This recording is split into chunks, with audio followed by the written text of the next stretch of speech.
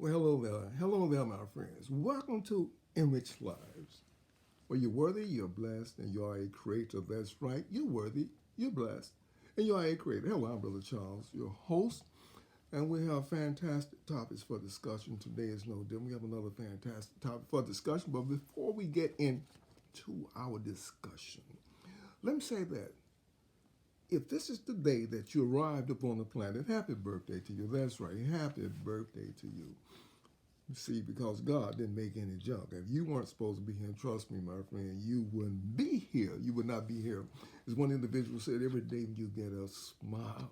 Why? Because you made it. Over 250,000 people didn't get up. They didn't make it. You made it. Smile. This is the day that the Lord has made. And what?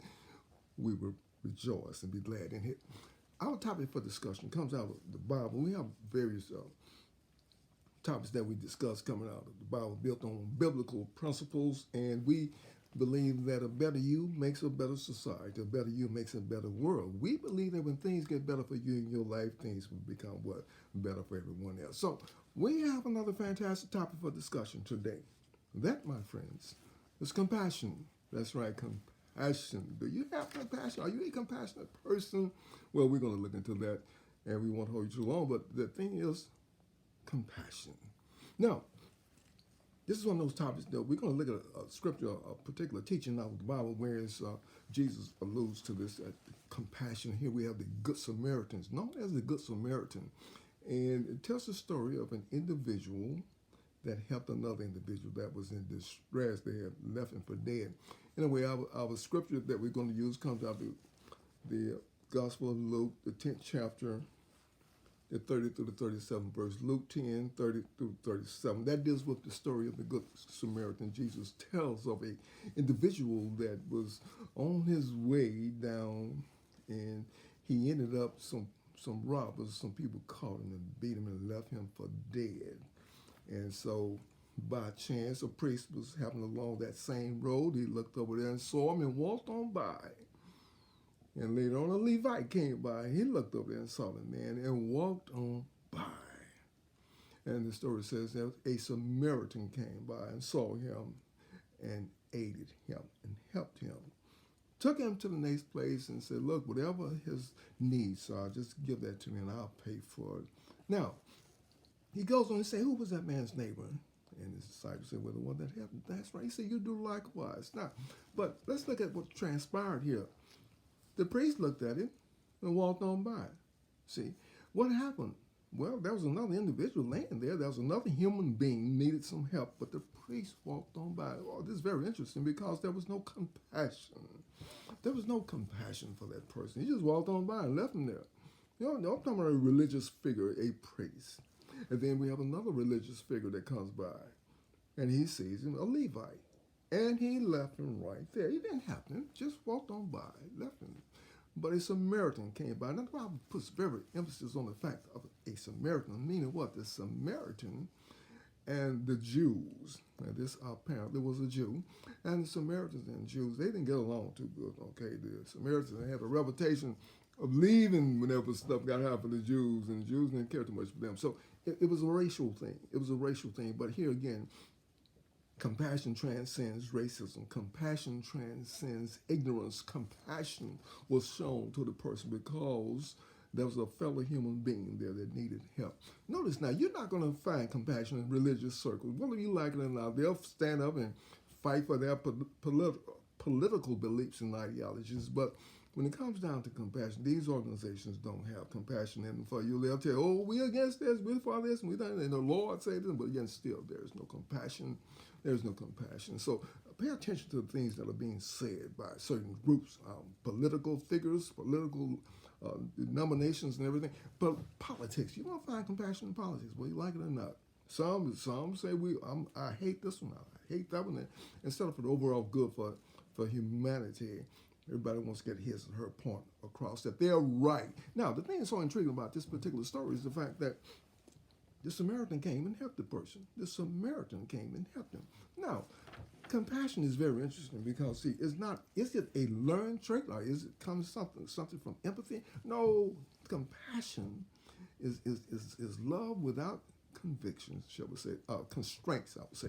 No boundaries are there for compassion. Compassion doesn't have any boundaries. See, this is why he says love your enemies. See, compassion doesn't have any boundaries. So when you love someone, if you come from a place of compassion, that means what? You coming from a place of what? Let's look at the situation where the Good Samaritan came. He came from a place of courage. You can't have compassion without courage. See, courage is one of the components of compassion. That's very interesting, isn't it? See, I have the compassion, shall we say, to help others. But if I don't have any compassion for myself, then you're going to see that. See, it is a known fact that most people understand that, especially in the medical field, people want to know, when people come in and talk to them, in the healing area, and doctors and so forth, they have found out that some of these people do not have any compassion. Hey, you're just another number.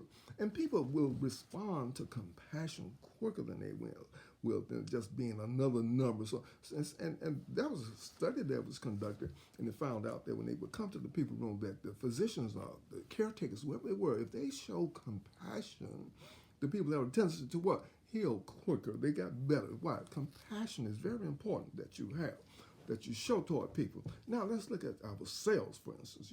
People, and this is one of the reasons why I say don't ever devalue yourself. Don't ever say you unworthy. See, it comes out of a state of ignorance because see, the time something starts going wrong for you, I ain't no good, I'm sorry, then you don't have any compassion for yourself. So most people are very hard on themselves. Well, you know that a lot. I can be good to somebody, but you can't be good to yourself. You can't have compassion on yourself. When you make a mistake, do you beat up on yourself? Do you say, oh, I'm so unworthy, I'm so bad, I'm just an old sinner. Oh, I did that. We all sinners. And see, this is the crush that people use. They use it all the time. Now, I'm a sinner. And then they use another crush. Well, I ain't perfect. I'm not perfect. See, the question is, are you a compassionate person? Do you have compassion on yourself?